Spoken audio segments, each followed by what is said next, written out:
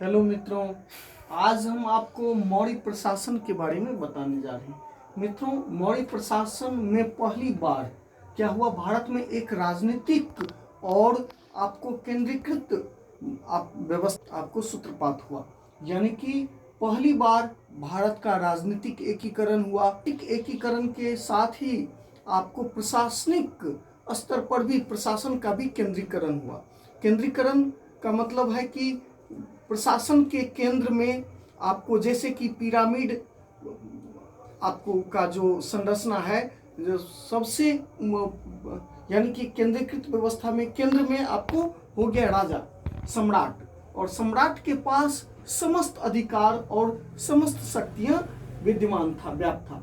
और वही उसमें जो है सो अब जैसे यहाँ आपको हम बताने जा रहे हैं कि राजा के पास जो समस्त शक्तियां था, उस शक्तियों में आपको जैसे प्रशासनिक शक्ति हो गया, आपको उसके बाद आपको न्यायिक शक्ति हो गया, राजनीतिक शक्ति हो गया, आर्थिक शक्ति हो गया, जैसे वर्तमान में कार्यपालिका, विधायिका, न्यायपालिका, आपको उसके बाद सैन्य शक्ति। तो ये सभी शक्तियों के केंद्र में कौन था? राजा था। उसके बाद आपको मुख्यमंत्री एवं पुरोहित की नियुक्ति में चरित्र के परीक्षण पर काफी बल दिया जाता था, उस पर जोर ध्यान दिया जाता था, जिसे उपधा परीक्षण कहा जाता था। क्या कहा जाता था? उपधा परीक्षण था। मुख्यमंत्री या पुरोहित की नियुक्ति में चरित्र का जो परीक्षण होता था उसे उपधा पढ़ा गया।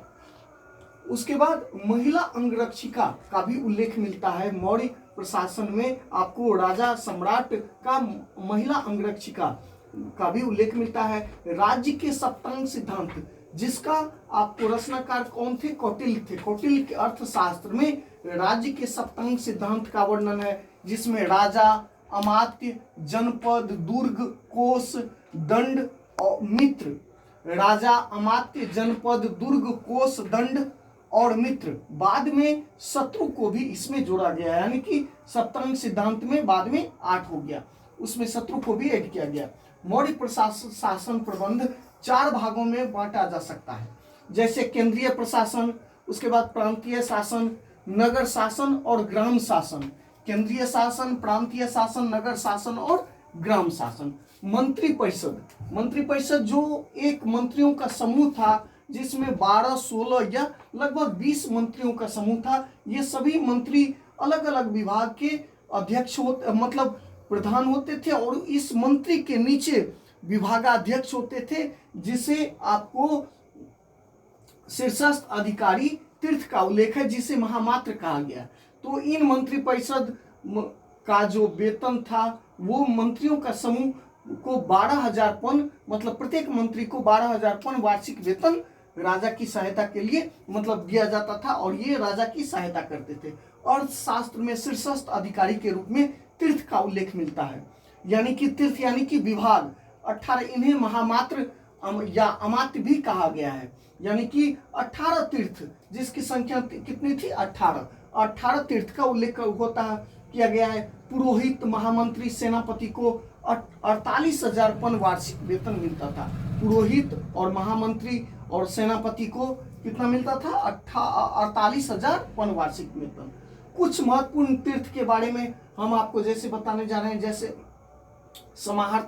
समाहर्ता राजस्व विभाग का प्रमुख अधिकारी होता था, जिन्हें 24,000 पन वार्षिक वेतन मिलता था। उसके बाद सन्निधाता या कोषाध्यक्ष राजकीय कोष का प्रमुख अधिकारी होता था। प्रदेष्टा फौजदारी न्यायालय का न्यायाधीश होता था। कर्मांतिक साम्राज्य के उद्योग धंधों का प्रमुख होता था। दंडपाल पुलिस अधिकारी होता था। अंतपाल सीमावर्ती दुर्गों का रक्षक होता था। दुर्गपाल देश के अंदर के दुर्गों का रक्षक होता था। प्रशासता राजकीय आदेशों और कागजातों को लिपिबद्ध कर सुरक्षित रखने का कार्य करता था। प्रशासता काफी महत्वपूर्ण है मित्रों। उसके बाद आपको इसमें जो है सो सन्निधाता या कोषाध्यक्ष राजकीय कोष का प्रमुख अधिकारी होता था। ये 8वीं महत्वपूर्ण है। वन विभाग का प्रमुख अधिकारी होता था। और